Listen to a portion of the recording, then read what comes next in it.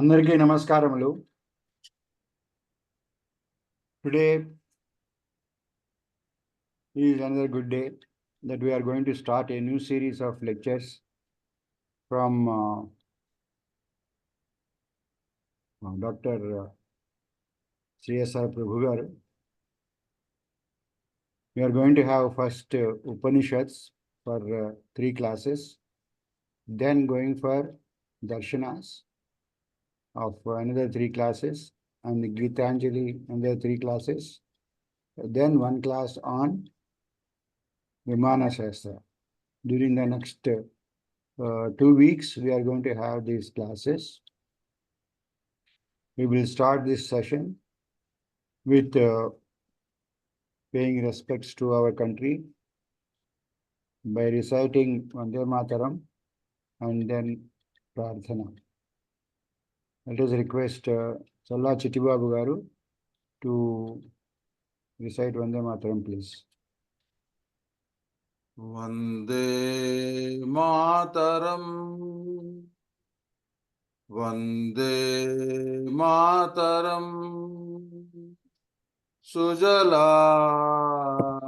Sufalam, Malayajasi Talam, Sasya Syamalam Mataram, Vande Mataram, Subrajyosna Pulakitayaminim, Pullakusumita Drumadala Shobhinim, Suhasinim, Sumadhura Bhashinim, Sukhadam Varadam Mataram, Vande Mataram, Vande Mataram.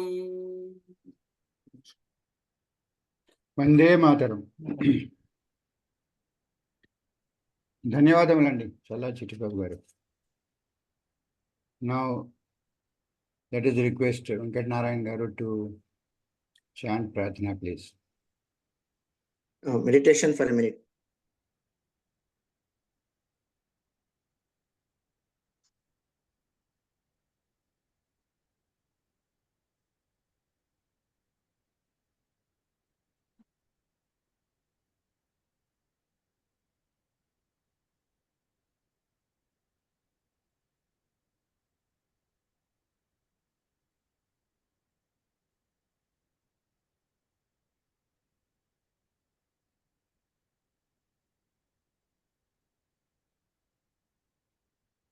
Onkar 3 times.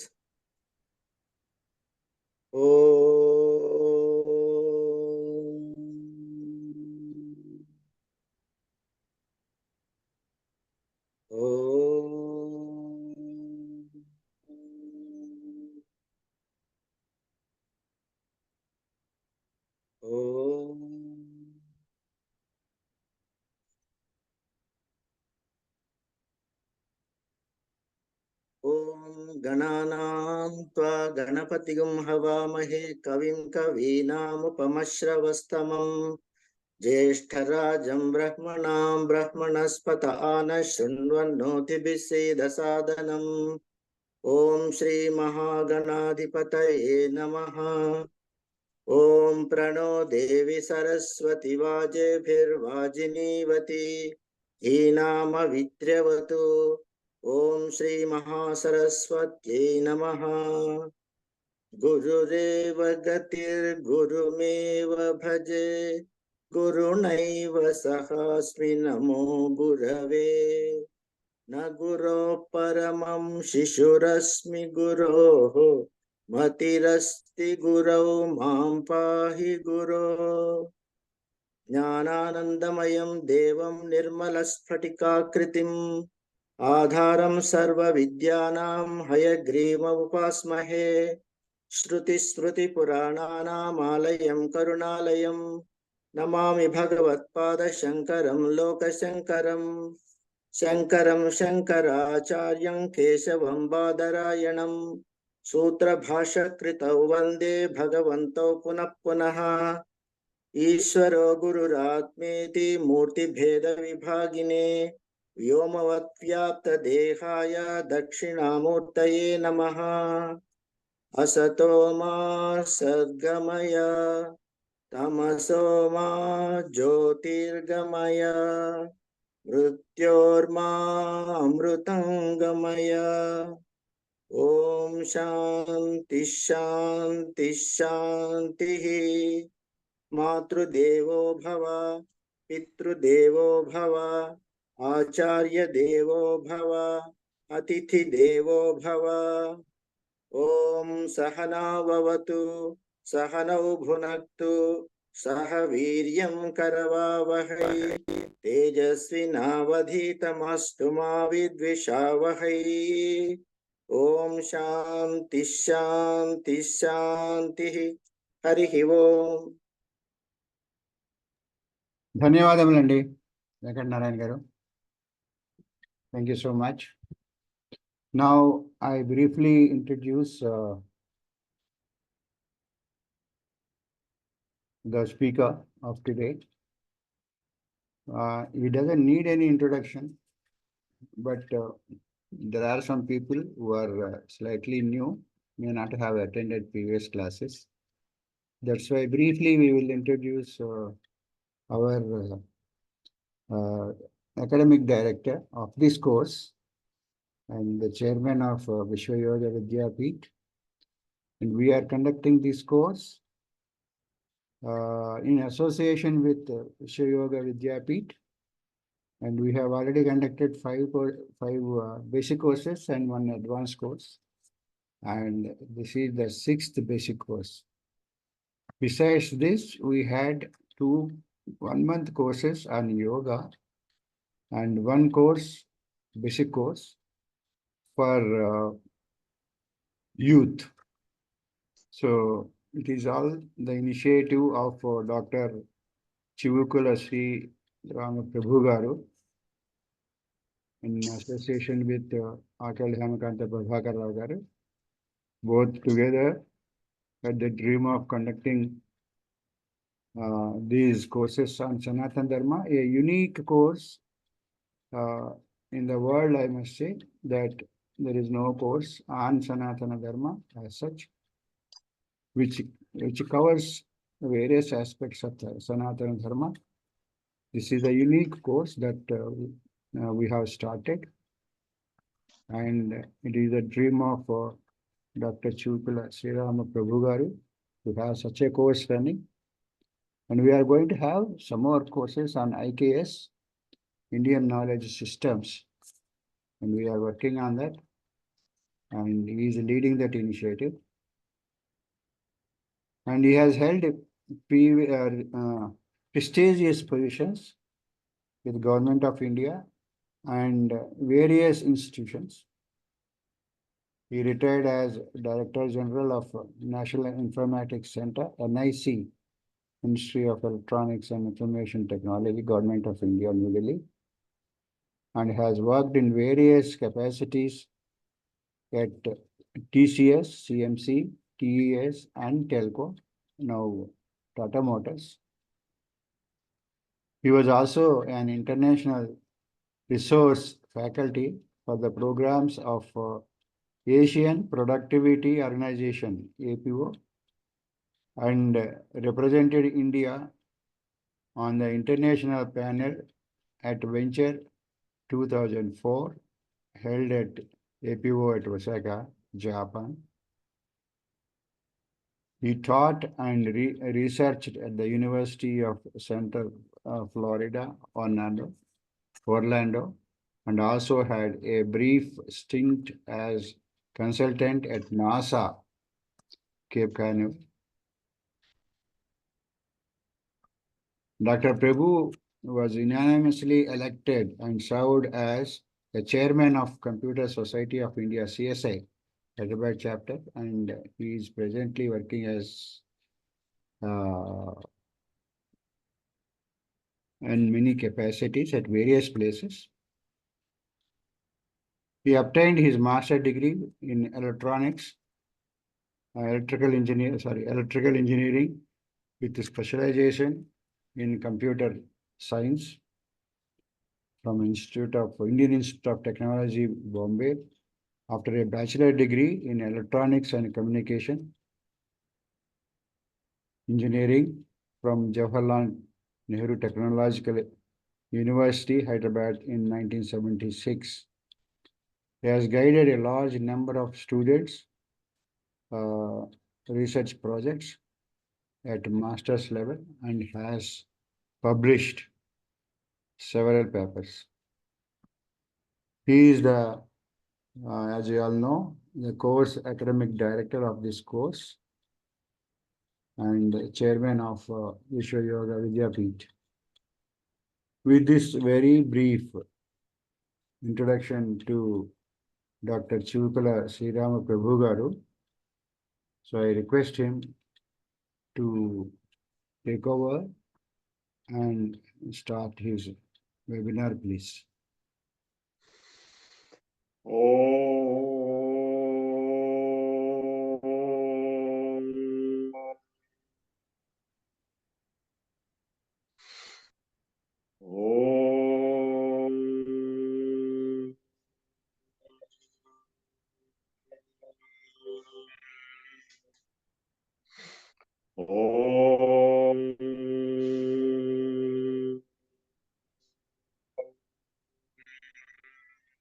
नमो ब्रह्मादिभ्यो ब्रह्म विद्या संप्रदाय कर्तृभ्यो वंश ऋषिभ्यो महद्भ्यो नमो गुरुभ्यः सर्वोपप्लवरहित प्रज्ञान घन प्रत्यगर्थो सोऽहमस्मि ब्रह्मैवाहमस्मि.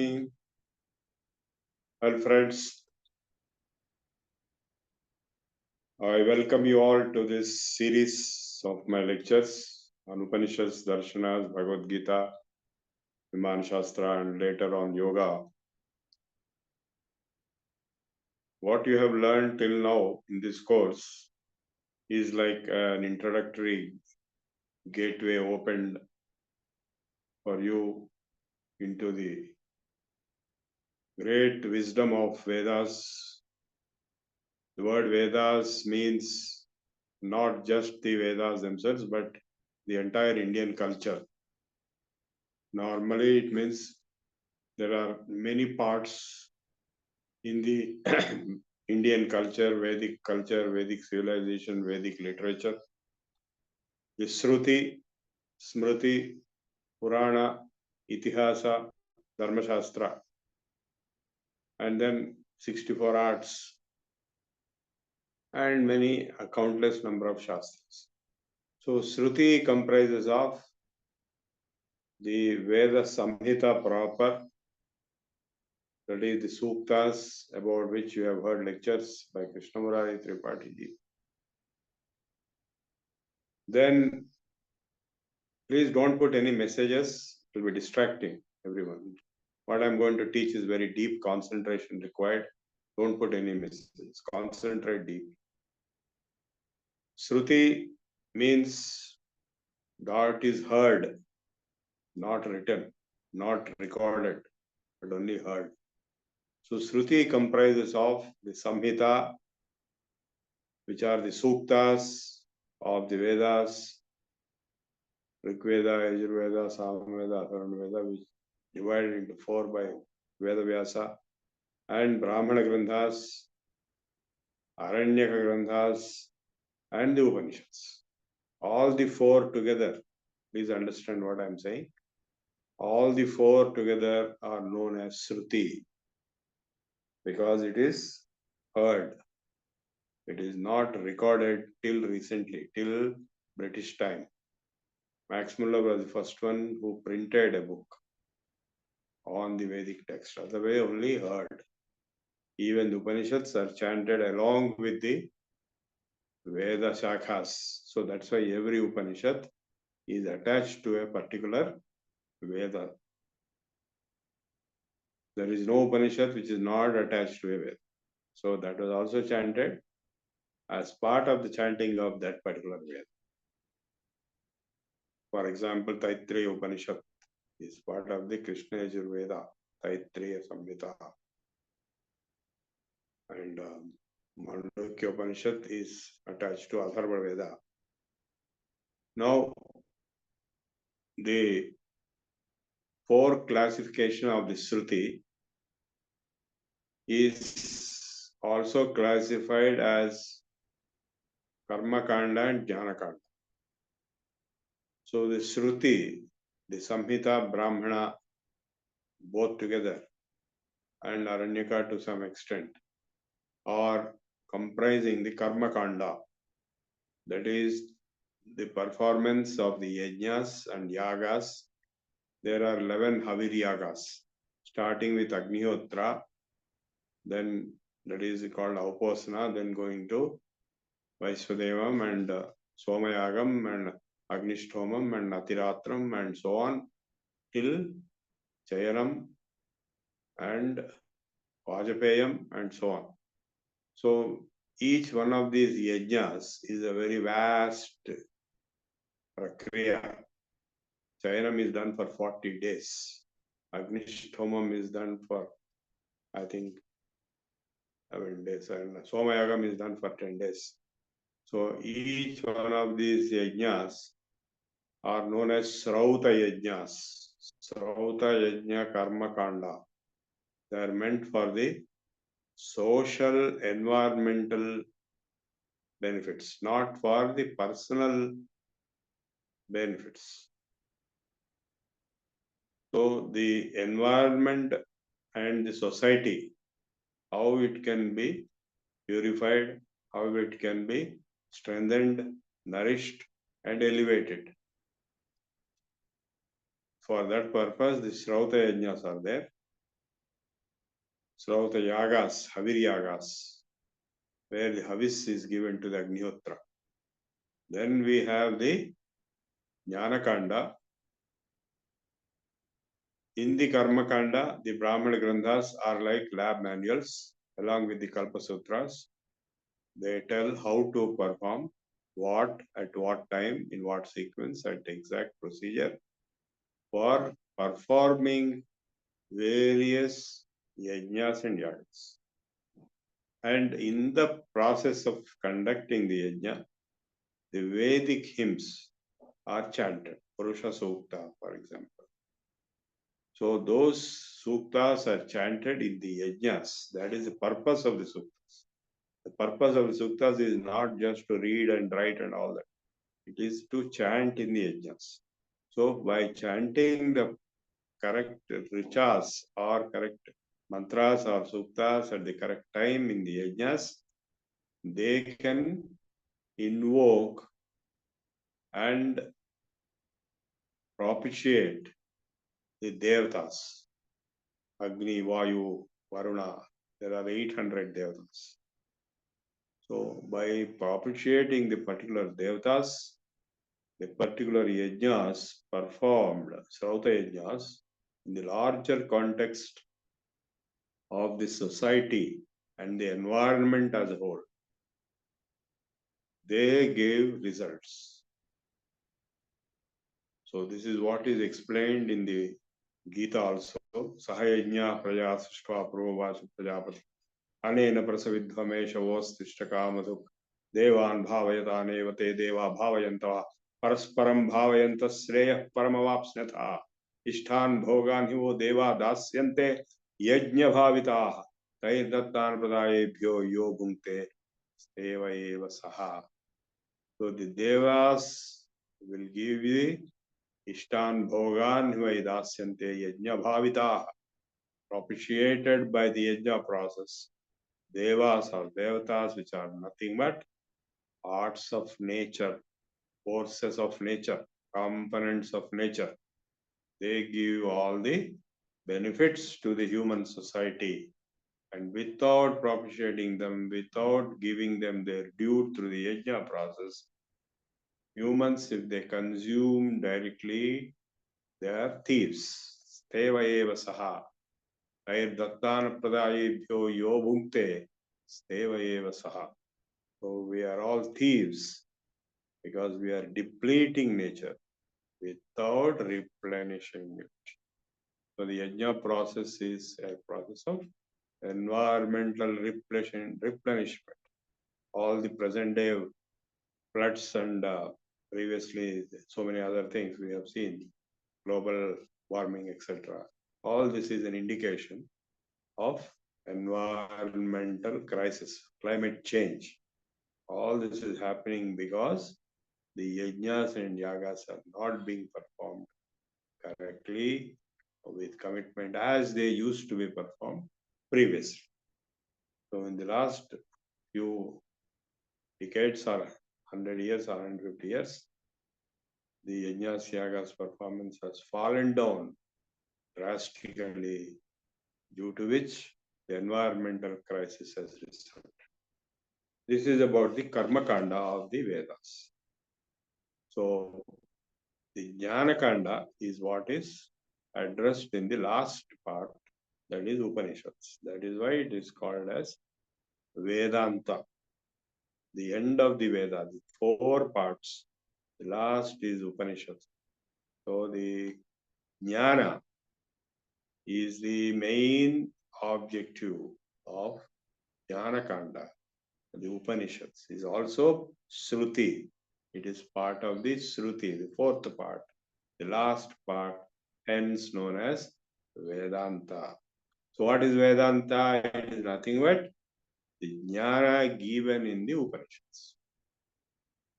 Now in the 6 darshanas, we have Sankhya Darshana, Yoga Darshana, Nyaya Darshana, Vaiseshika Darshana, Mimamsa Darshana and Vedanta. The last is Vedanta Darshana, which is comprising of the Upanishads, primarily the contents of the Upanishads.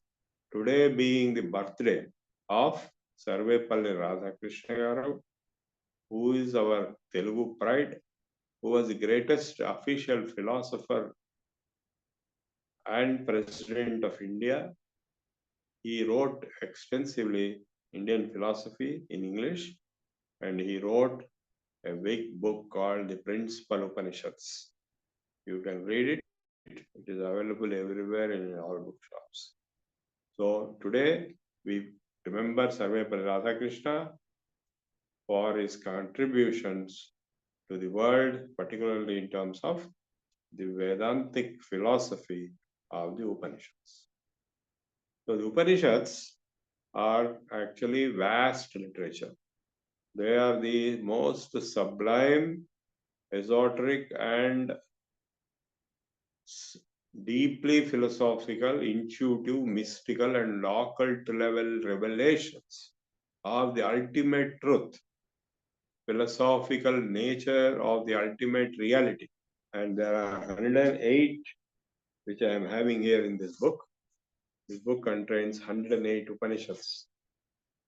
Ashtottara Shata Upanishadaha, that is the name of this book. And in these 108 Upanishads, if we start covering, it will take at least 10 years. I have been studying for the last 50 years or more, and still I am studying. I am a student of Upanishads. Let me be very frank. I am only a student. I really don't know anything. Whatever I am speaking to you is what I got from the grace of our Gurus and grace of Ishvara, Ishvaranugraha. So you have to learn on your own, and I learn on my own throughout my life. Even Ramakrishna Paramhamsa said he will learn throughout his life till the last minute. So we are nothing in front of Ramakrishna Paramhamsa, Vivekananda kind of people. So the Ramakrishna mission, after Vivekananda starting it, has been propagating the Upanishads in a big way, in their steps, in the footsteps of Vivekananda and Ramakrishna mission. Chinmaya mission also, Chinmayananda also started propagating Upanishads in a big way. And it so happened that Adi Shankaracharya, our Guru, for Kali Yuga, for Dwapara Yuga, it is Vyasa, Veda Vyasa, who was the Guru. For Treta Yuga, it was Vasishtha, who was the Guru. And for Krita Yuga, it was Dakshinamurti, who was the Guru. And by the way, I came to know recently that during Krita Yuga, the whole world was ruled by Ganapati Maharaj. And during Treta Yuga, the whole world was ruled by Rama and his ancestors. So in Dwapara Yuga, whole world was ruled by Yudhishthira and his descendants. And in Kali Yuga, you know what it is. You know, nobody rules the whole world. So in Kali Yuga, the Guru is our Shankaracharya, Kalau Shankarakyam. We have already prayed to him just now. So Shankaracharya wrote the commentaries to the Upanishads, the Upanishad, the main principal Upanishads, Isha, Kena, Katha, Mundaka, Mandukya, Aitareya, Dattareya, Brihadaranyaka, and Shweta, Shwetara. So now, for all these Upanishads, he wrote commentaries in detail with the Advaita interpretation. Now, before Shankaracharya, Vedavyasa himself wrote Brahma Sutras, which he was known as Badarayana because he was in Badari. And these Brahma Sutras contain the theoretical, philosophical essence of the Upanishads. The entire Upanishad knowledge is summarized in a very cryptic and profound and deep structured manner in the Brahma Sutras. It is so deep that 99.99% of the people cannot understand anything out of it. Only top scholars can understand. Therefore, Vedavyasa also authored Srimad Bhagavad Gita, Ardhaya Pratipaditam Bhagavata Narayanena Swayam Vyasena Grathitam Purana Munina Madhye Mahabharatam. In the Mahabharata, in the center of it, the Bhagavad Gita is also written as a Smruti Grantha. Upanishads are Shruti, part of the Vedas, whereas Bhagavad Gita is outside the Shruti, it is only Smruti. And in the Smruti of Bhagavad Gita, the entire knowledge of the Upanishads, jnana, is embedded. That is why it is called Sarvopanishado Gavo, Dogdha Gopalanandanaha, Pardho Vatsa Sudhi Bhokta, Dugdham Gitamrutam Mahat. There is a cow called Upanishads, all Upanishads, 108 Upanishads, and there is a milkman taking out the milk of the Upanishads, cow, and feeding to the calf called Arjuna. And who is that milkman? Gopala Krishna Govinda, Govinda. He is Lord Krishna himself. And what is that milk? Dugdham Gitamrutam Mahat. So therefore, friends, the Vedanta Darshana comprises of three major text repositories. One is Upanishads, which is a large repository. Second is the Brahma Sutras, which is the sum and substance summary of the Upanishads in a very erudite, scholarly, and deep structured manner. And the Bhagavad Gita is also the summary of Upanishads in a simplified, easily understandable manner. Even common people can understand Bhagavad Gita, whereas Brahma Sutras cannot be understood by common people. We are not covering Brahma Sutras in this course. We are covering Upanishads and Bhagavad Gita. That too, in a very brief manner. We have only 3 days. So today, I will cover the overview of the Upanishads and also the Ishavasya Upanishad. The first one, Isha, Kena, Katha, Mundaka, Mandukya, Aitareya, Daitareya, Brihadaranyaka, Shweta, Shweta. So we will cover 3 Upanishads in this course in 3 days.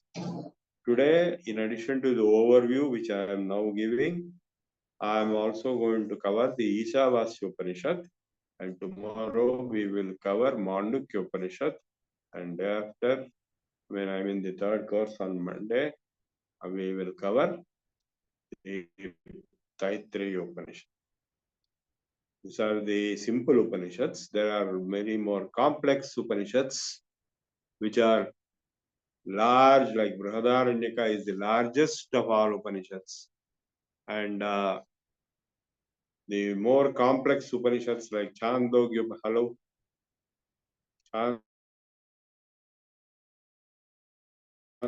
they're all existing. Can you hear me?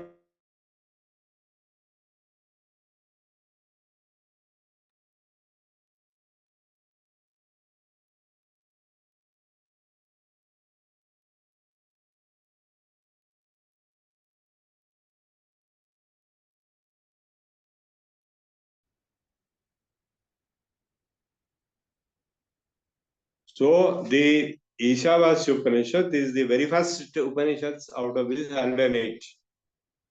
Out of these 108 Upanishads, around 46 are Vedanta Upanishads, of which the most important are the principal Upanishads, which are 10, on which Adi Shankaracharya wrote the commentary. Why these 10 are given great importance is because they're one, the very oldest Upanishads, and two, Adi Shankaracharya wrote commentary. That does not mean that the remaining 30 odd Upanishads in the Vedanta category are not important. They are also very advanced.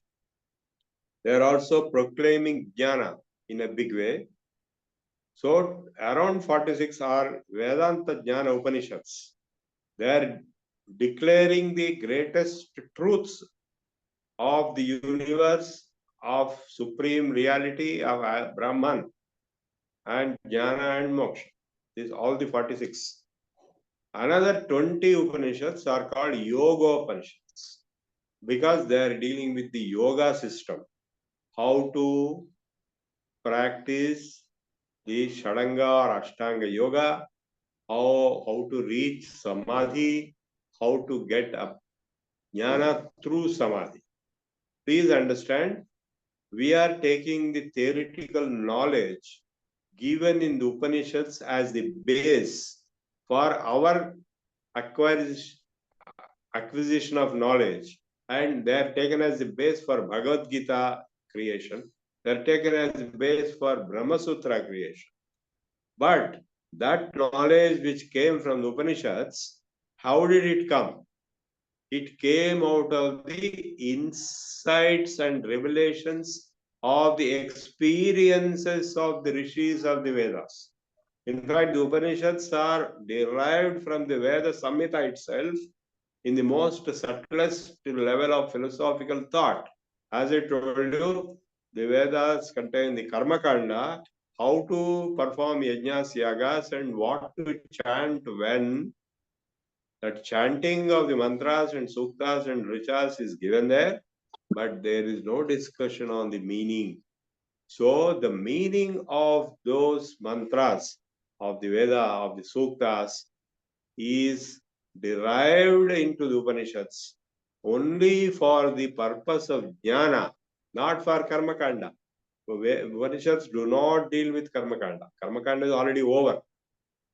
So the idea is, having performed the karma kanda, the Veda rishis are the students who are their, descendants and so on.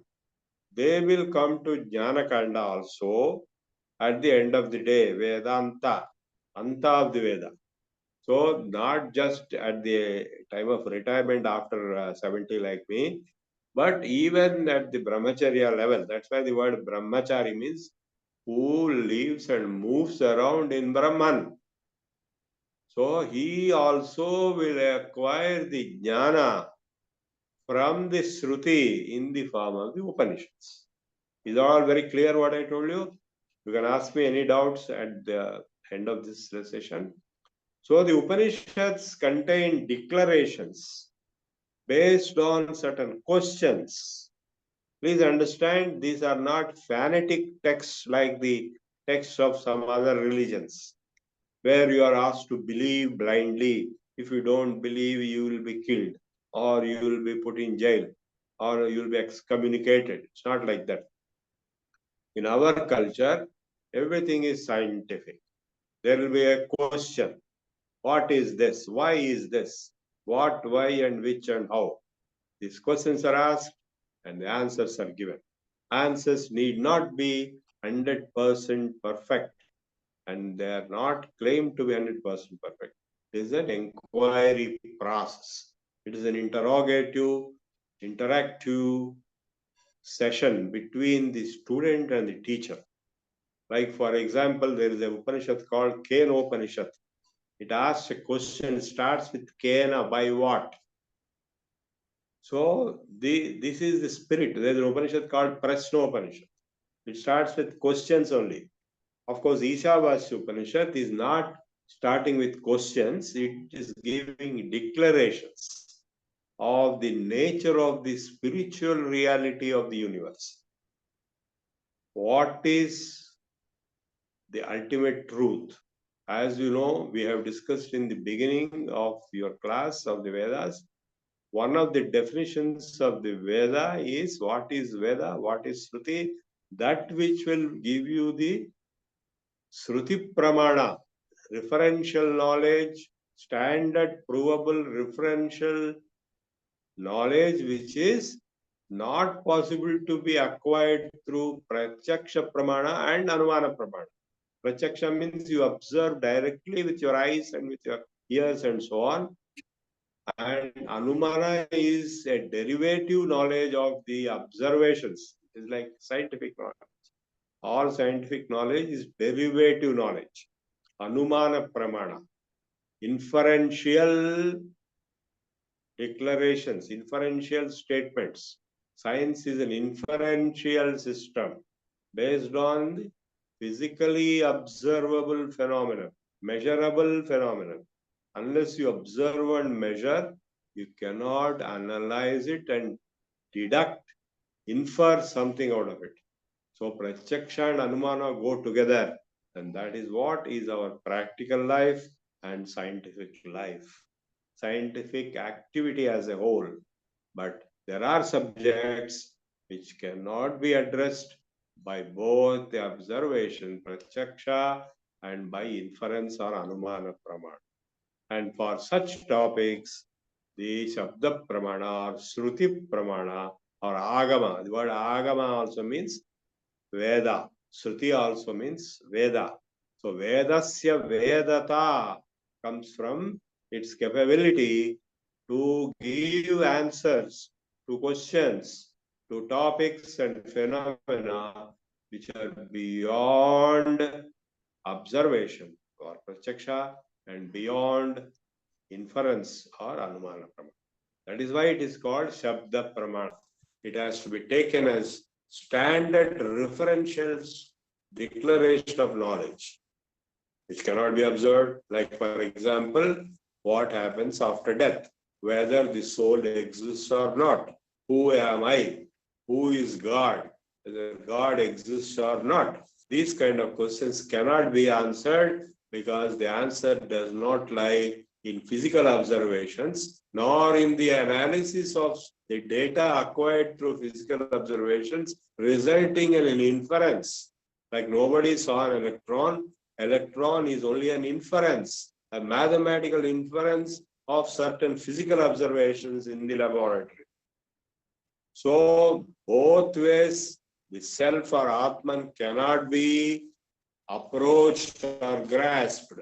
And so also Ishvara, Brahman, Bhagavan cannot be grasped or observed or inferred. That is why the need of Shruti Pramana is there. There are many topics which we can neither observe nor infer. For example, a child can neither observe nor infer anything. It is only the parents who will tell the child, don't do this, don't do this, don't do this, do this, do this, do this. Because the child doesn't have Pratyaksha or Anumana knowledge. Similarly, even the adults do not have. For example, when you go to a doctor, if you tell that you are having stomach ache, the doctor will say you are having so and so disease or so and so malady, I'll give you so and so medicine. You can neither observe what is happening in your stomach, due to why stomach ache is coming, nor you can infer based on such an observation why it has come and what is its remedy. So you simply believe the doctor. That is also Shabda Pramana. But here we are talking of topics like what is the ultimate truth, what is God, what is self, what is the relation between self and God, what is the relationship between universe and self and God. There are basically three things. In the entire Vedanta domain of discussion, there are three topics. One is myself, Jiva. Second is God, Ishvara. Third is the Jagat, universe or Prakriti. So entire discussion of all Jnana Kanda of Upanishads or the Siddhantas derived from the Upanishads knowledge, like Advaita Siddhanta, Dvaita Siddhanta, Visishtadvaita Siddhanta, Dvaita Dvaita Siddhanta, Shuddha Dvaita Siddhanta, and so on, 25 Siddhantas, they're all based on the Triputi, Jiva, Ishvara and Jagat. Jiva, Jagat and Ishvara. Or Jiva, Prakriti and Ishvara, one and the same. Whether all the three exist separately or they are merged into one as Advaita, or they are two as in Dvaita, or they are three in Traita, and so on. In Uddhava Gita, there is a dialogue between Uddhava and Krishna where Uddhava asks, some people say there is only one thing which is the ultimate truth and the only truth and the only existence. And some people say there are two, Prakriti and Purusha, or Jiva and Ishvara. And some people say there are three, Jiva, Jagat and Ishvara. And some people say there are four, some people say there are five, and so on. In the Sankhya Darshana, there are 24 tattvas. Panchabhutas, Panchakarmendriyas, Panchajanendriyas, Panchatanmatras, Mana, Buddhi, Ahankara, Chitta. After this night, all this, the Mahat and then the Purusha. So the question by Uddhava, who is the best friend of Lord Krishna, is which is the truth out of all this? There is a Uddhava Gita, you can read it. It's available. So the answer is all are telling the same thing. How is it possible? It is possible because the truth is so complex and multidimensional. There are different perspectives of the same truth. Ekam sat vipra bahudha vadanti. So the scholars explain the same truth in different ways. When you travel in a train, you see a mountain. When you come from one particular angle, you will see a mountain. In another angle, the same mountain will appear different. Another angle, same mountain will appear different. So everybody will see a different mountain depending on their own positions, their own perspectives and angles. So the ultimate truth, even though it is only one, it is being interpreted in different ways. So that is why these 25 Siddhantas have come out, starting with Advaita Siddhanta, from the same texts, the Upanishads, their summary Brahma Sutras, their summary Bhagavad Gita. By now you have understood the importance of the Upanishads, because the Upanishads are the basis on which Brahma Sutras have been written to summarize them in a scholarly, extremely difficult but cryptic and profound manner. And Bhagavad Gita is also written to summarize the same Upanishads in a simplified, common man level manner. So all the three together become the Jnana Kanda. Basically nothing but the Upanishads, the contents of the Upanishads. That is Shruti, part of the Veda, derived from the Suktas of the Veda, mantras of the Veda, but based on the experience of the rishis who derived or who got that enlightenment. So that enlightenment process is a process of yoga. That is why the Yoga Upanishads, 20 of them, explain the various processes, procedures involved in the yoga experiential evolution, leading to a state of enlightenment of the particular rishi. It can be you also, and therefore you got that jnana. And once you got the jnana, you are liberated. jnana mukti. If you don't have the jnana, you will not be liberated. You will be born again and again, one life after another. Karma muna puttu jantu, karma muna jakshu. You are born by your karma, you die out of your karma. And again you are born out of your karma, again you die. So to get release from this endless cycle of birth and death, jnana is the only way. Jnana mukti. And that jnana means not jnana of mathematics, physics. It is the jnana of adhyatma jnana. Aksharam brahma paramam swabhavo adhyatma uchyate. To get the brahma jnana, Ishvara jnana, Atma jnana, the supreme jnana, that jnana if you get, then you will be liberated. And that jnana is given in the Upanishads.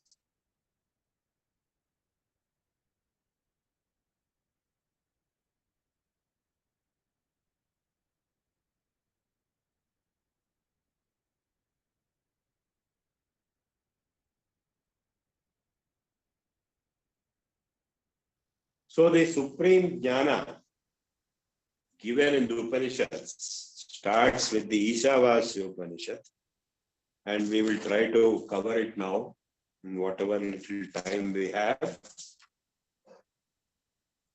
So the first statement is Ishavasyamidam sarvam. Om, first before that the Shanti mantra.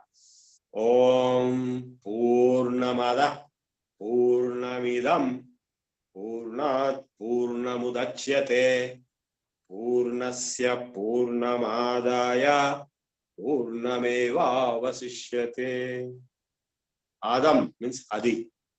That is Purna. That is perfect, infinite, eternal, total, complete.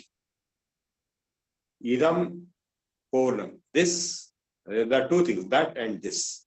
This also is Purna, perfect, total, and infinite. Purnat Purnamudachyate. So from the previous Purna, this Purna has arisen, has come out, born. Udachyate. Purnasya Purnamadaya. Even though this Purna has come from the previous Purna, that previous Purna remains as Purna. Purnameva avasishyate. Avasesha, the remainder, is also Purna. What is this? There are many, many interpretations. One interpretation is that Purna is Brahman, Supreme Ishvara Bhagavan, and this Purna is the Jagat. You see the universe, Prakriti, and this has come from that. And even though it has come from it, that remains that.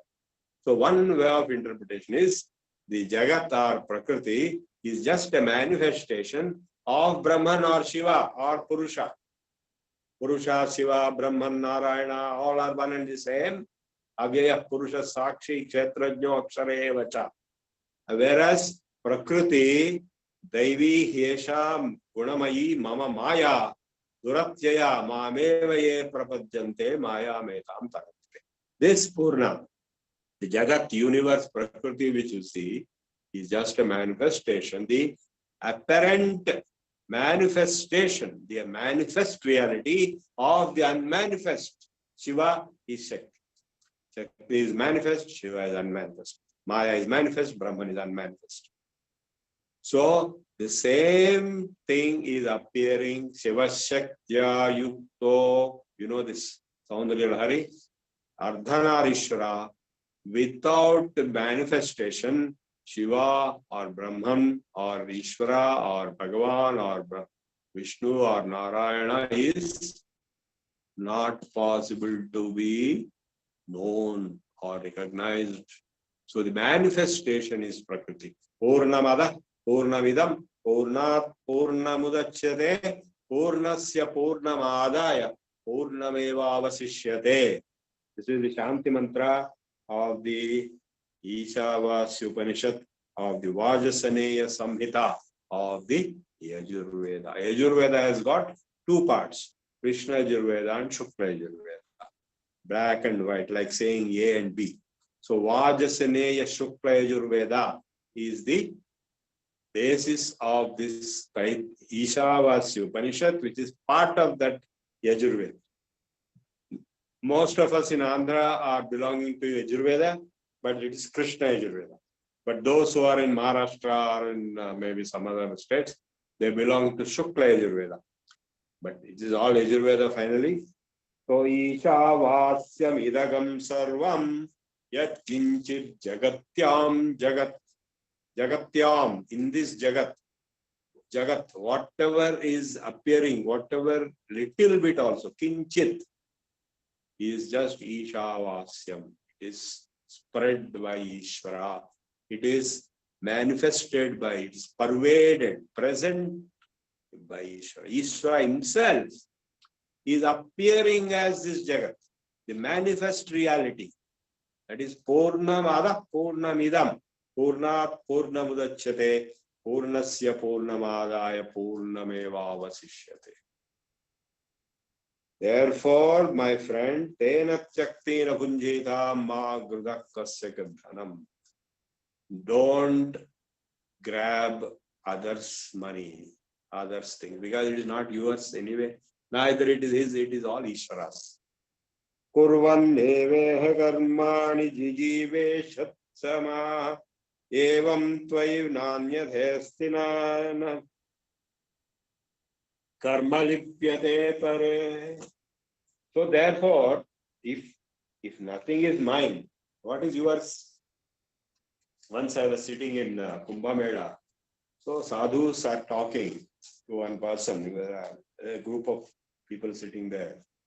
The Naga Sadhu, who is a naked man with bhasma, he was asking the common people sitting with him, what is yours in this world? Tumhara kya is dunya? If you say, can you say this water is mine, this air is mine, this space, Akasha is mine? Even if you say this Prithvi is mine, you are being foolish. Nothing is yours.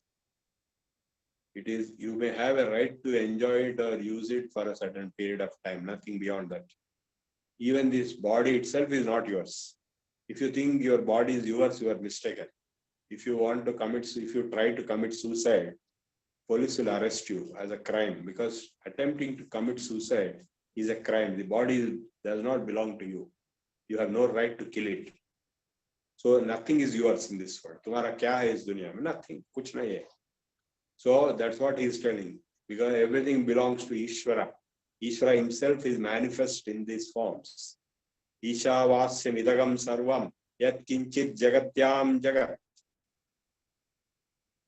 So kurvanneveha karmani. Therefore, what do you do then? Then nothing belongs to you. Then why you are there and what you are going to do in your whole life? You do all your karma, the karma yoga. Please note, the second mantra of the Ishavasya Upanishad is showing the karma yoga concept, which has been elaborately developed in the third chapter of Bhagavad Gita by Lord Krishna.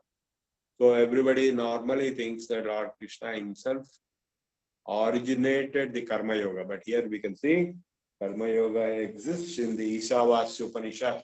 Kurvanneheva karmani jijivechat sama. As long as you live, all the long years of your life, do your work. Evam tvainanyasavante na karma na lipyate. So if you na lipyate, because if you perform karma with attachment, then the karma will bind you. It will trap you. It will push you. It will make you suffer like anything, like we are all suffering. But if you are performing karma yoga without attachment, as long as you live, then na lipyate. So same thing in the third chapter in the Bhagavad Gita. Padmapatram bhasa, like water on the lotus leaf, does not touch. Kayena manasa buddhya kevalair indriyairapi yoginah karma kuruvanti sangam chakva Atma Shuddhaye. Why then you are doing? For your own purification. Like a seva, kar seva. You know this in Golden Temple and other places, they do kar seva. There will be a lot of people waiting for you to go there. If you go there as a tourist, immediately your shoes will be taken and polished. Immediately food will be given to you. Immediately so many things will be done for you as seva. Kar seva they call it. So we are here to do kar seva to the people. In fact, Swami Vivekananda said you should be grateful if somebody is ready to take your seva.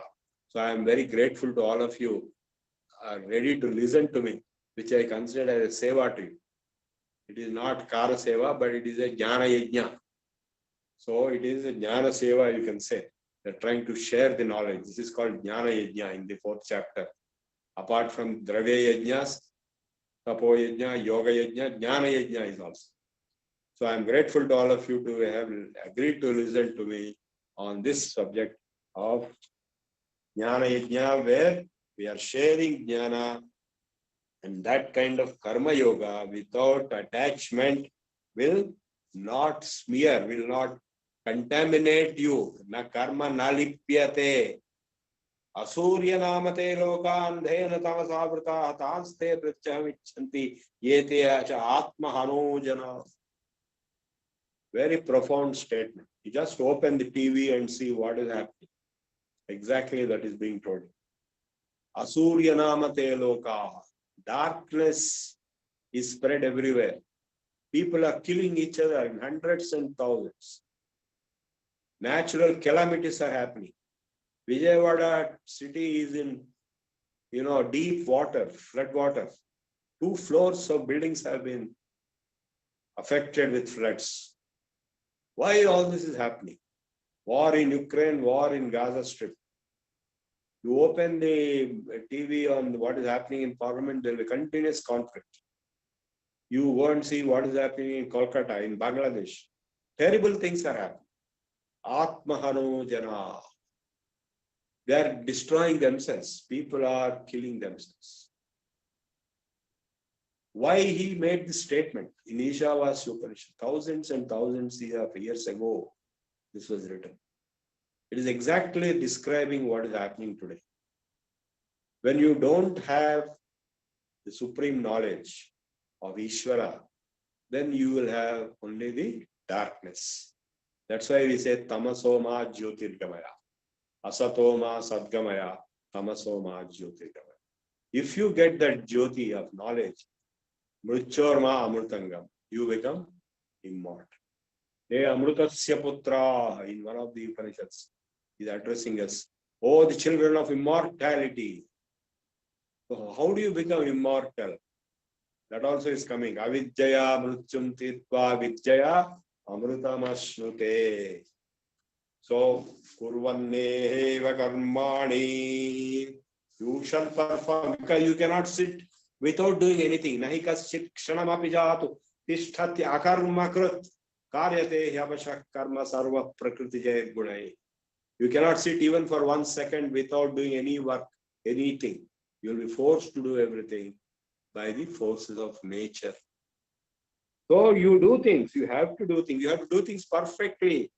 Samachara, perfectly, totally. But at the same time, you should not have attachment to the result. You should have attachment to the work. If you don't have attachment to the work, you will never work. You will be asleep. You will be lying down like a fool. There are so many beggars on the roads who simply lie down, don't do any work. That is not yours is being. Nate sangos to akarmani. Akarmani, you should not have attachment. You should not be lazy to have attachment to do nothing. Karmanyeva adhikaraste. You have a right. You have a duty and responsibility to perform your karma. Ma phaleshu. Only we are asking you to give up the obsession to the results of your karma. So, kurvanneheva karmani. Jijive chet sama. As long as you live, evam tainanya dosti na karma na lipyate pare. Nare, the humans will not be touched with the karmas if you perform with the knowledge of jnana of the Ishvara being everything, everything being manifestation of Ishvara. Ishavasyamidam sarvam. Ishvara is present.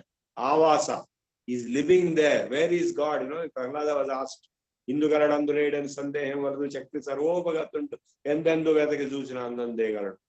You cannot say God is here and God is not there. In fact, there's a beautiful poem by Vemana. Ittu Ghatamulona Jeevu Kanale Kanardu Kasike Vetiki Vetiki that very poera. A foolish individual is not able to realize the supreme God in his own self, goes to Kasi and in search of God, here and there, in which temple, this temple, that temple. Endlessly he will search. Vetiki Vetiki that very poera. Indriyamular Chetane Gondu Chundedu very Manjudala Vetakusivuni. A person who is getting afflicted by his own senses and mind will start searching for God outside. Indriyamula Rosi Ishuni Judara Vishwada Virama Vinurveda. So to be able to see the supreme power of Ishvara within yourself is the ultimate realization.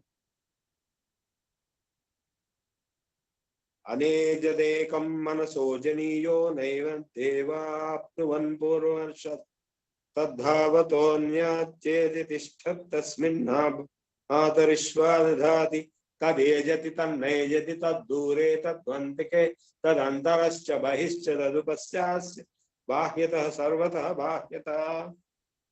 So the nature of Ishvara is being explained as undefinable. It is moving, not moving. It is far, it is near. Yachakinchit jagat sarvam drishyate sruyate piva antarbahischa tat sarvam yapya narayana sthitaha indugaradandre sandeham valadu chakri sarvopagatunde endendu vedaki duchna anande galadu. Yachakinchit jagat sarvam drishyate sruyate piva antarbahischa tat sarvam yapya narayana sthitaha. Where is Narayana? Where is Ishvara? Where is Brahman? Everywhere. You cannot find anywhere it is not. Yacha kinchin. Very little small atomic space also is spread. Antar bahischa tat sarvam vyapya narayana sthitaha. Yastu sarvani bhutani atmanyeva anupashyati sarva bhuteshu atmanam tatona vijugupsate. Why all these problems are coming? Why all these conflicts are coming? Because you have disgust. You have hatred to every other person. Your neighbor, your husband, your wife, or your son, or your colleague, or your father, mother, son. Everybody is being hated. Let us be frank. Between every two individuals, there is a conflict. So, why it is happening? Because you have jugupsa, you have disgust to your own neighbors. But if you see, if you have the enlightenment, Yasmin, if you have the enlightenment, then yes to sarvani bhutani atmanyeva pashyati atmanyeva anupashyati sarva bhutastham sarva bhutani cha atmani.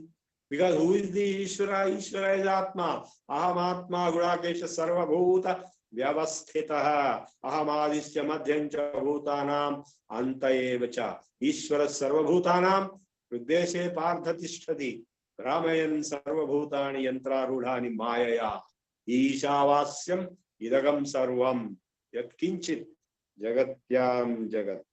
So if you are able to see, a person who is able to see, yes to Sarvani Bhutani Atmanyevanupashyati Sarvabhuteshu Chatmanam. Both ways. He who sees himself in everything and everyone. That means I and you are the same. If I can see you as same as myself, and navijugupsate, I will not have disgust. I will not have hatred. I will not have conflict. There will be no war. There will be no conflict, no problem, no war. When only you can see yourself in the other person, in everything, and everything in yourself. You are part of Ishvara. Ishvara is everything, and therefore you are everything, and everything is you. So I, God, and everything are merged into one. So he will not have hatred, but you'll have love. Yasmin sarvani bhutani atmaiva bhut vijanataha tatra ko moha kaushokah ekatvam anupashyataha. He who sees oneness, that means if you can see oneness, yasmin sarvani bhutani atmaiva bhut vijanataha. If he sees everything, everyone in himself, how is it possible? I will take 5 minutes to explain this nature of the self, that is Atma Vivechana. I'll ask a question, who are you? Who am I? That question. So if you ask that question, now first answer you have to give is, I exist. If you say I don't exist, then I'll ask a question, who is saying that I don't exist? That means you exist for sure. I exist. Sat. That is the first characteristic of myself. And second characteristic is, I am aware, I am conscious, Chetana, Chit. So Sat Chit. And third is Ananda. In deep sleep, when nothing is there, I am in my own. I had a good sleep. I enjoyed myself. That means Ananda. You are able to experience Ananda in yourself without an external item or object present. A small baby is in ecstasy, is in extreme Ananda. He's screaming with Ananda without any physical objects, without any physical contacts. That means your true nature is Ananda. So your true nature is existence, Sat. Your true nature is consciousness, Chit. And your true nature is Ananda. Satchidananda. I am Satchidananda. You are Satchidananda. Your neighbor is Satchidananda. Everyone is Satchidananda. Identical Satchidananda. Because all of the descriptions, name, designation, Aadhaar number, PAN number, address, father's name, all these are add-ons. There was no Aadhaar number some time back. You didn't have a name also when you were born. You don't know who is your father when you were born. But you existed. You were in Ananda. That means all these are add-ons and subtracted-ons. So you exist as Satchidananda. All of us, even an ant. So now the next question arises, when there are millions and millions and billions of Jiva Ananda, Satchidanandas, and they are all identical. If you remove the add-ons like name, form, designation, address, etc., they are Satchidananda, Suddha Chetana Swarupam, Atma Swarupam, identical but many, Vyavasthito Nana, not single but multiple, large number, very large number in practice. But actually then the next question arises, what is their relationship? Is there a relationship? For example, if you take water in my house, in the bottles and in vessels, and water in your house, and water in Trump's house, and water in Putin's house, water in Hussain Sagar, water in Godavari River, water in Ganga River, water in Gangotri, water in Gangotri Glacier in Gaumukh. Are all these waters same or different? Contaminations are varying differently, but water is the same. So also Akasha, space in my room, space in your room, space in Putin's room, space in Trump's room. Is space different or same? Contents may be different, but space is same. In the same way, you can prove everything to be same, though there are instantiations of different instances.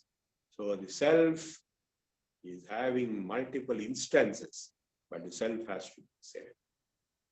That is what is being told here.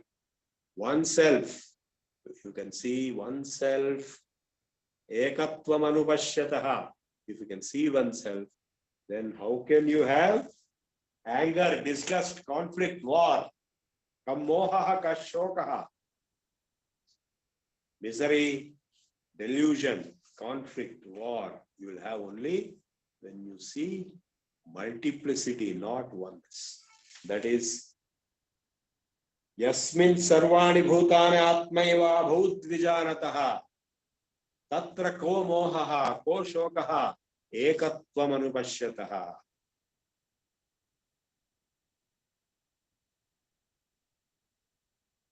What is that ekatva? Isha, Ishvara, Ishavasyam. Paryak, Achukram, Akayam, Apranam is bodiless. It is not white, it is not black, it is not having any attributes. Asnavirat, Shuddham, pure. Apapavidham, it is beyond all papas. Kavihi, full of jnana. Manishi, the supreme personality of God. Paribhu is spread everywhere, covering everything. Swayambhu, born of himself. Yadha tathyato ardhan yadadhajasya dibhya samabhya andhattama pravishanti ye avidyam upasate. This is vidya. What is told? Jnana. Those who follow ajnana are following ignorance. Andhattamam pravishanti. They are going into darkness. Open the TV, you will see darkness. Darkness of conflict, war, terrible miseries, terrible shokas. Andhattama pravishanti avidyam upasate, because they are upasate, propitiating avidya. What we are doing in the society today, we are propitiating avidya. Tato bhuyayavate tamo yave yav vidyayam rata. So they will enter into darkness since they are following avidya.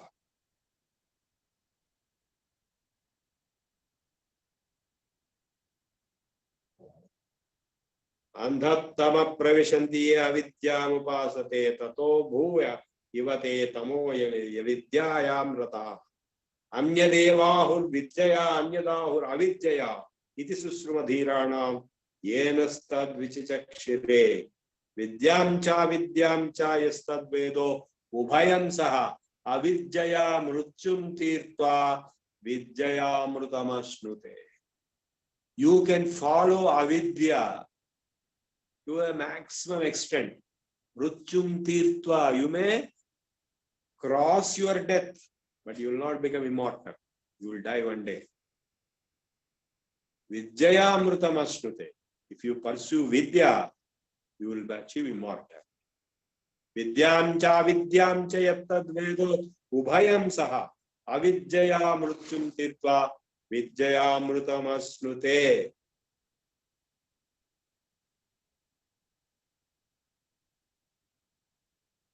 Andhattama pravishanti avidya sambhuti mupasya sambhuti mupasya.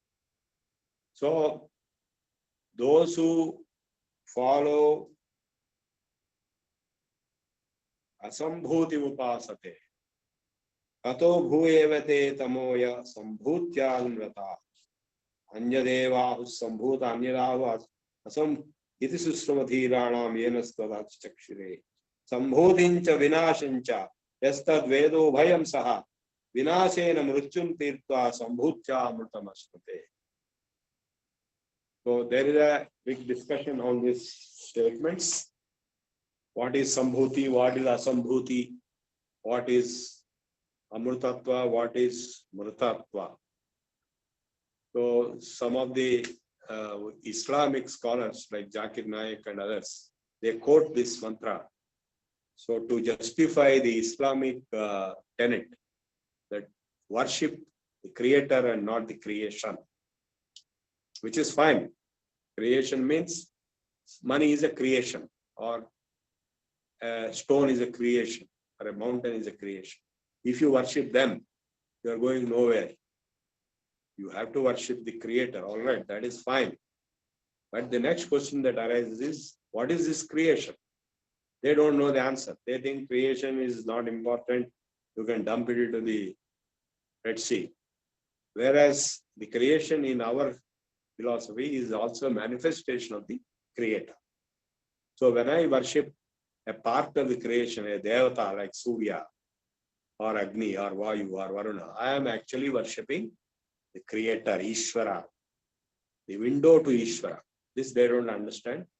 I have explained this in many lectures to them. They are no, so whosoever heard my lecture, they are accepting that we are also worshipping the same God, one God. And even the Jews, the Israelis, have given an official statement that Vedic religion is monotheistic, Ekeshvara. This is very clearly brought out in the Ishavasya Upanishad. There is only one Ishvara which is spread everywhere, which is manifest as multiple parts of the Jagat. So these are the statements which are indicating the nature of Upasana. Hiranmayena patrena satyasyapi hitam mukham. There is a golden vessel. The truth is being covered with it.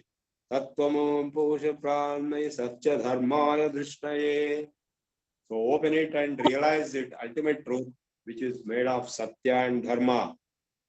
Ushanne vidyam prajapatya vyuha asmin samoha tejo yatte rupaka kalyanatamam. The most supreme, pure form, kalyanatamam, is the nature of the Ishvara. Tatte pashyami yo aso purusha sohamasmi. I am that Purusha. I am that Ishvara. Aham Brahmasmi is the Mahavakya in the Atharva Veda. But Purusha Sohamasmi. Vayu Anilam Amrutam Adheyam Bhasmantikam Shariram. So this body made up of Panchabhutas will become Bhasma. Om Krutosmara, Krutam Smara, Krutosmara, Krutam Smara. Agni, this is like a slogan. Agnenaya supadhare asman vishwani deva vayam vidan vidvan yo yadhyasya jaruhanameno uyishtante nama uttim videma. Om purnamada purnamidam purnat purnamudachyate purnasya purnamadaya purnameva vasishyate. Om shanti shanti shanti. I finished. Now you can ask me questions. Dhanyavadamulanడి. Thank you for covering today's lecture. We'll have a very short question answer session today. On the points which are covered today, if you have any doubt, please raise your hand. There are two questions in the chat box right now. Okay. Guruji, difference between Brahmam and Tattvam, as we call Brahmasmi and Tattvasmi, please explain. No, you are not Tattvasmi. Is it Tattvamasi? Sorry, I read it wrong. Tattvamasi. Sorry, I read it wrong. Yeah, the both are same. The Tat Padartham, that means actually THAT, Tat in English is not that, but is Tat. Tat means Brahman. Tvam means you. You are Brahman. That both are same. Brahman and Tat are one and same. Okay, that's the answer.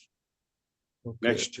The next is only thank you very much, Guru Garu. It felt so very enlightening. Felt like the Rishi was quoting the shlokas himself. I wish, I think the way you speak while explaining will be enough to make even a child understand.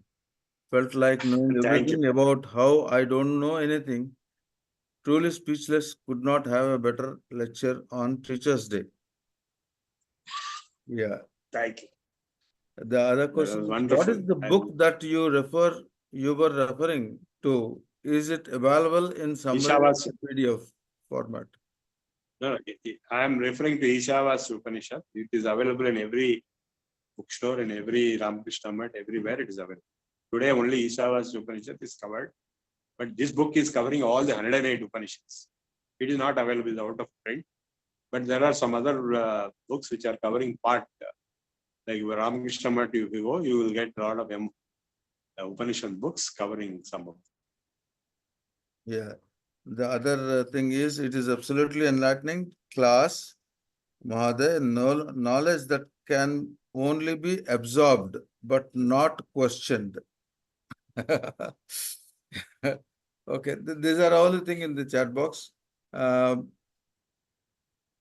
think. Okay, Bhaskar Rao garu,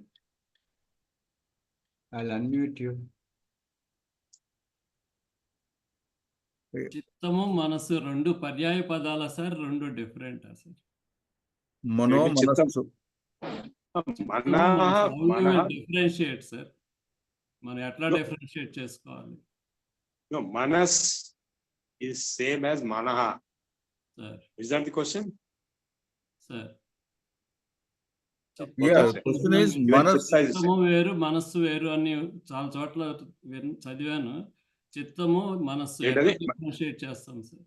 Okay, okay. Chittam ante ipudu in the Vedanta framework. Can you have it in English? Chittamu and manassu. Yeah. The difference between so the question is whether how we can differentiate. Whether manas and chitta are one and the same or not is the question.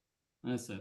So it depends on the context. If it is in Yoga Darshana, sir, Patanjali Yoga Sutras, chitta is manas only. Okay. But if it is Vedanta Darshana, manas is one of the 5 antakaranas. Mano, buddhi, ahankara, chitta. 4. Okay. Mano, buddhi, ahankara, chitta. 4 antakaranas are there in Vedanta Darshana separately. Manas, buddhi, ahankara, chitta. Whereas in Yoga Darshana, chitta is one and the same for all 4. So okay? Whatever thoughts we are getting, it is from chitta we can say, sir, or it is from manas? That is in the Yoga Darshana, yes. But in Vedanta, they have broken up into 4 parts. Okay, sir. Manas, buddhi, chitta, ahankara. Okay. But all together is chitta in Yoga Darshana. These Sanskrit words have different meanings in different contexts. Okay. Whereas chit, simply the word chit means chaitanyam, consciousness, satchidanand. Chitta is mind. Basically, it is mind, mental stuff. Chitta vritti nirodha in Yoga Darshana. Chitta. Whereas in Vedanta Darshana, it is broken up into 4 parts. Okay. Dhanyawad. Okay, Sharada garu. Sir, oka definition of God as pure, Manishi, Kavihi, Param, Paribhuhu, Swayambhuhu. Is it the same as omnipotent, omnipresent, Nirguna, Niranjana, Yes. Nirupamana? Yes. And this is from the Ishavas Upanishad only? Yes. Yes. I read out just now. I read out. You can see in any Ishavas. Yeah, I got the book. I want to refer and learn that. Sure. You have explained so beautifully, sir. Whatever we know was very, very, very little. Now I could at least. But I'm telling you, what I'm explaining you is that you are that. So you are the part of Ishvara. So the Ishvara is in infinite, eternal, Satyam, Jnanam, Anantam, Brahma. We will discuss more on the Pandukya Upanishad. Okay, sir. Namaskara, Mahoday. There is a question in the chat box. Is not Shabda Pramanam belief? How is it different from really. the religions then? Sorry, read again. Is not Shabda Pramanam belief? So I couldn't understand that. But then the further question, just a minute. There's a further question elaborating. How is it different from other religions then? If Brahman is Agrayam and Shabda Pramanam is asking to accept what is said, then is it a belief? How can Agrayam? Okay. I will answer. I'll answer. In other religious context, in the context of other religions, blind belief is the only way. Okay? You cannot question anything. Whatever statements are made, say the personalities involved, the principal personalities involved and their life or their events in life, other things in the other religions. You know what I mean? I don't want to take names. They cannot be questioned. If you say, what is the proof for this? You will be put in jail or you may be killed. That will amount to blasphemy. Okay, this is called blind belief. You cannot question anything. There is no concept of pramana there. Please don't be misleading yourself and others in saying these statements. If you say this statement that Shabda Pramana is blind belief, you are being very, very wrong and misleading yourself and others. Because in our Shastras, it is an open door to question. So Pramana means valid knowledge. So validity of knowledge can be acquired through observation. You can question, this is not possible, it is not true. Like if you make an absurd statement, which is not possible, you can question and it will be accepted. Either absurdity in terms of observation or in terms of inference. Shabda, that is Prachaksha Pramana and Anumana Pramana. So in the case of other religions, there are many statements there which are absurd, which are totally impossible. And if you question, you will be killed, you will be punished. And that is called blind belief. That is not Shabda Pramana, because we are talking of many ordinary things, like walking on water, born to a virgin and things like that. Impossible things. If you talk of impossible things, if you question, it is called blasphemy and you will be put in jail or you will be killed by law. That is called blind belief. In our culture, it is open. You can question anything. You can challenge anything. In fact, in front of the Kanchi Mutt in Kanchi, there is a big pillar where the questions are asked. God does not exist. Challenges are put by the atheists about God. It is permitted to ask. Same thing is not permitted. If somebody is asked any question, they will be punished. That is called blind belief. That by law, their law is such. Blasphemy laws, even in Pakistan, blasphemy law exists.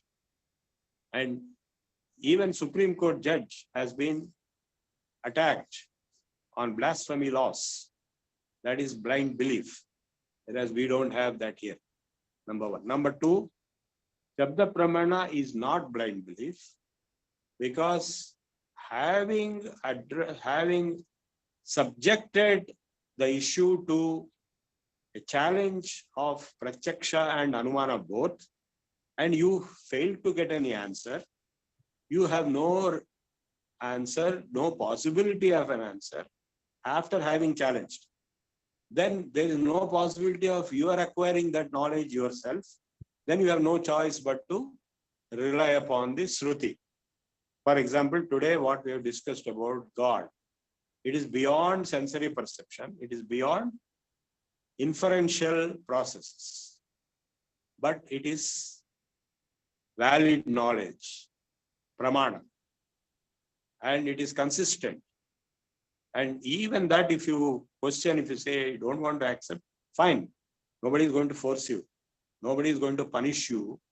If you say, I will believe only Prachaksha and Anumana Pramanas, I don't want to have Shabda Pramana, fine. There is no blasphemy law. There are many other Shastras which indicate the connection between these two things. Somehow the connection you can figure out yourself. There is no blind belief. There is no need for blind belief. I think I have made it very clear. Yes. Okay, the other question is, which Upanishad should be read initially?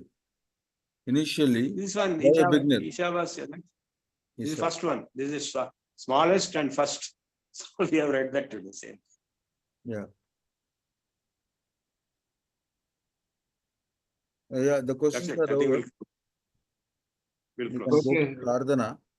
And Yeah, then okay. later on, in any case, questions will be there. It's after Prardhana. Babu garu? Oh, yeah, okay. Is where we get, I mean, there is one more remark you have read. Okay, Yeah, but then all these things after the Prardhana. let's go for Prarthana. Yeah. Venkat Narayan garu. नमस्कार स्वस्ति प्रजाभ्यः परिपालयन्तां न्यायेन मार्गेण महीं महिषाः गोब्राह्मणेभ्यः शुभमस्तु नित्यं लोकाः समस्ताः सुखिनो भवन्तु काले वर्षतु पर्जन्यः पृथिवी सस्यशालिनी देशोऽयं क्षोभरहितो ब्राह्मणाः सन्तु निर्भयाः अपुत्राः पुत्रिणः सन्तु पुत्रिणः सन्तु पौत्रिणः अधनाः सधनाः सन्तु जीवन्तु शरदां शतम् सत्यं वद धर्मं चर स्वाध्यायन्मा प्रमदः सर्वे भवन्तु सुखिनः सर्वे सन्तु निरामयाः सर्वे भद्राणि पश्यन्तु मा कश्चित् दुःखभाग् भवेत् ॐ शान्ति शान्ति शान्तिः ॐ पूर्णमदः पूर्णमिदं पूर्णात् पूर्णमुदच्यते पूर्णस्य पूर्णमादाय पूर्णमेवावशिष्यते ॐ शान्ति शान्ति शान्तिः सर्वे जनाः सुखिनो भवन्तु स्वस्ति ధన్యవాదములండి. Thank you. धन्यवाद Okay, now let's go for Janagana Mana. Challa Chittibabu garu.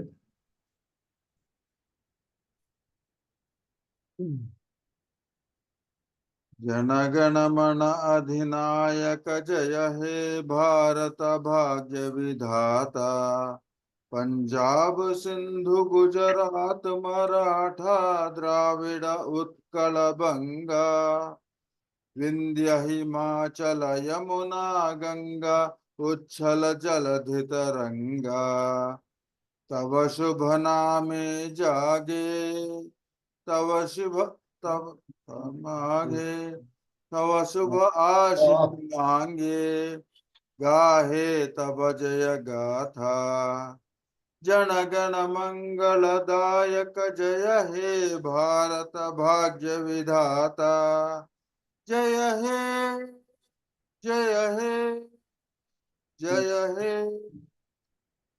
जय जय जय जय हे जय जय